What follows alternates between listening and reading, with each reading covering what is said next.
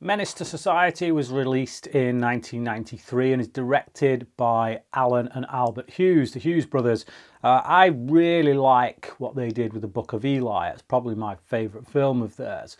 And I saw this film back when it came out on video. I think me and a friend, we kind of had a sleepover, and we did that deal where you get like five films or 7 films for a week for £7 or something like that. And this was one of them. I have a distinct memory of that. But I've not seen it since then. So I must have been like 16 years old back when I saw that. It follows this story, if you want to call it. I don't really see it as much of a story going on here, because it's more like a camera just kind of popping in on the lives of these two guys. Primarily this one guy called Kane, who, they live in the hood, and he seems to be like the kind of guy that wants to get out of it, that is desperate to get out of it.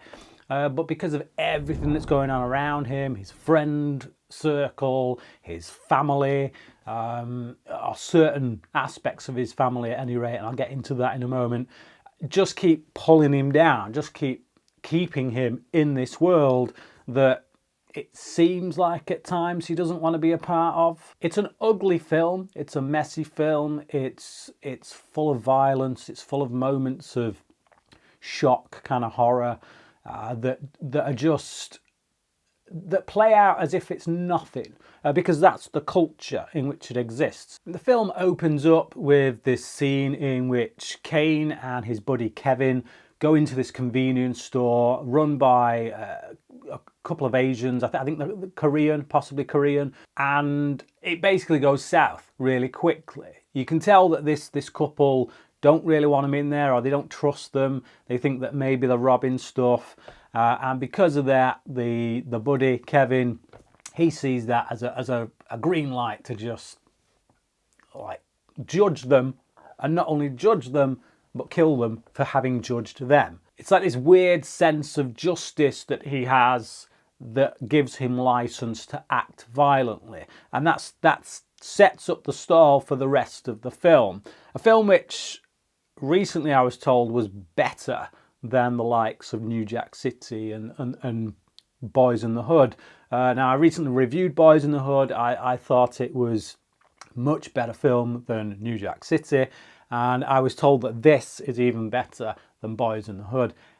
I have to disagree, personally. I found this film to be way too bleak, way too depressing. There's zero hope. One of the shining lights in it is the grandparents of Kane. So Kane's father, he went to prison a long time ago. He's been raised by his grandparents, and the grandparents seem to be something of a guiding light, or they're trying to be at any rate. They have moral standards. They have higher values than the culture seemingly in which they live. But that doesn't seem to be enough to spur Kane on to doing the right thing. And he constantly, does the wrong thing. He constantly goes along with his boys, with the wrong crowd. Because of that you're just left kind of feeling hopeless. And I feel like that's probably, a very intentional thing.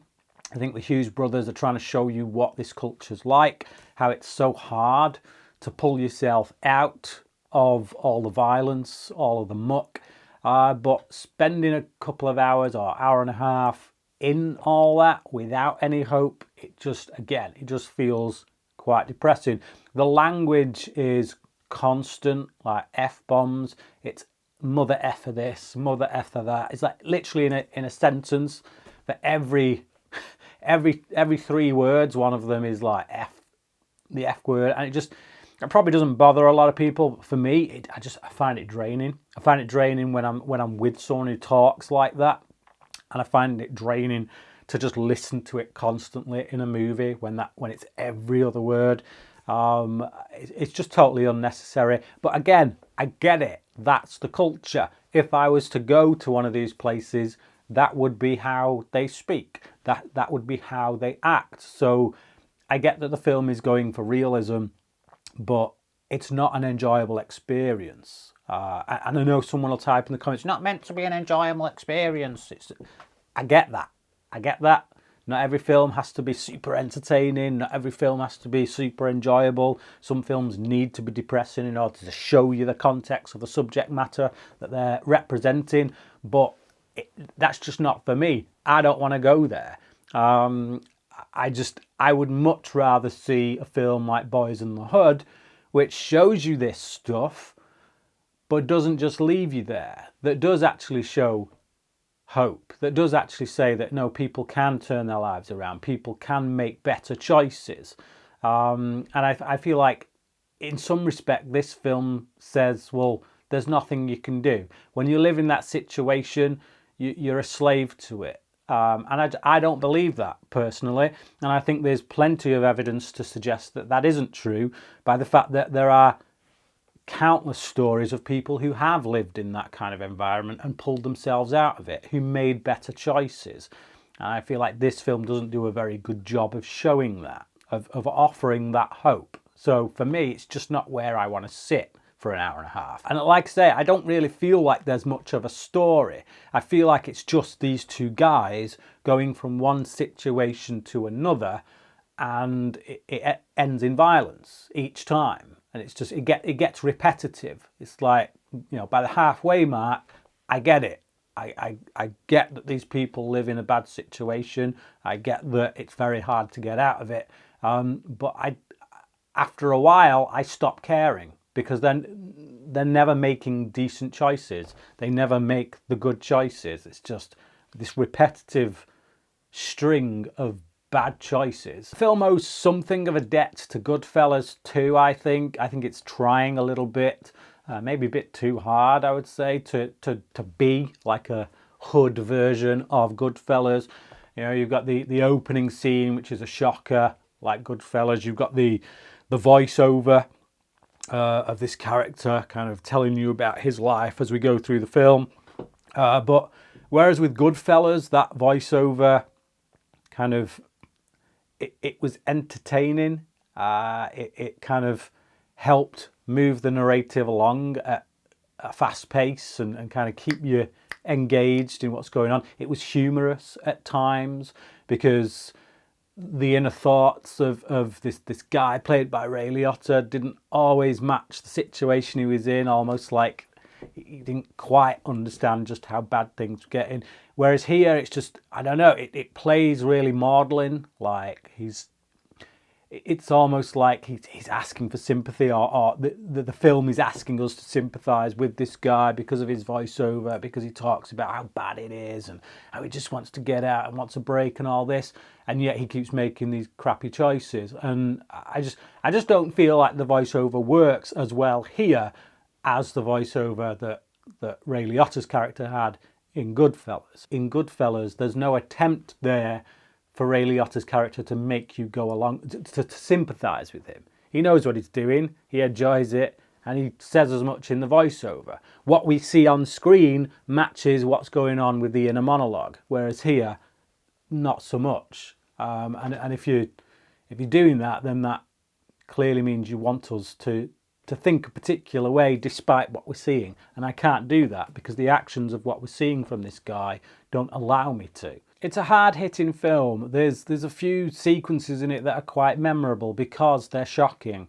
But as I say, with Boys in the Hood, I had a character that I could identify with, that I could root for, because I could see that actually he genuinely was trying to do the right thing. And there's moments in the film when he's going down the wrong road and then actually does make the right decision. So that keeps me rooting for him. And here I don't get that, and therefore, as I say, I get halfway through and I start to switch off.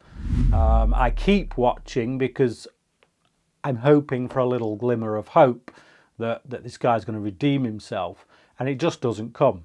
So I get to the end of the film and I'm just thinking, why? Yeah, I don't know why I would want to watch that again. I wouldn't. It's something I've experienced. I get why they've made it this way, but I just don't agree. I don't agree with the ethos of the film, with the mission statement, I guess. it may feel hopeless being in those situations. And I know that sounds rich coming from a guy who's never lived in it. And I probably be making crappy choices just like they do in this film if I'd lived in that kind of environment.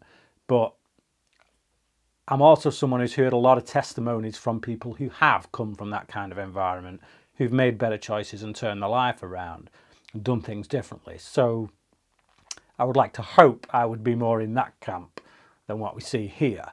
I'm not trying to judge.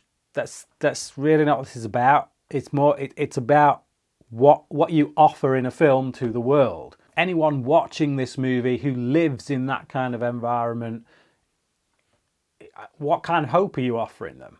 Yeah? And you can say, well, oh, this film isn't for them. It's for people who don't live in that kind of environment and who need waking up to see what goes on there. And it's like, okay, but again, it doesn't give me enough there to make me sympathise with these guys who are making these choices. So yeah, that's just my thoughts. Probably makes me sound like a judgmental prick, but it's just the way I feel. I feel like if I watch a film like Boys in the Hood, there's enough there for me to root for these people, to get out of the situation they're in. And I think for people who are in that situation, who would be watching a film like that, it might be enough to inspire them to make better choices.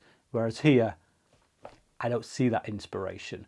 Maybe it's the fear factor. Maybe if you show people enough of this horrible way of life, if they're living in it, it might give them a kick up the bum to do something different. I don't know, but I'm not feeling it. That's just me. But what about you? Have you seen Menace II Society? And what did you think about it? You know, in comparison with, as I say, New Jack City and Boys in the Hood, all three of these films were made around the same time, but which is better? For me, I'd still have to go with Boys in the Hood. I think Menace II Society is probably my least favourite. It's good filmmaking from a technical standpoint, from what they're doing with the camera, things like that, the performances and stuff. But I just, the message we're being sold is just not one that I care for all that much, unless I'm missing something, which I'm sure somebody will tell me in the comments section if that's the case. Either way, leave your comments down in the comment section below. Thank you for watching this review, and until next time, cracking.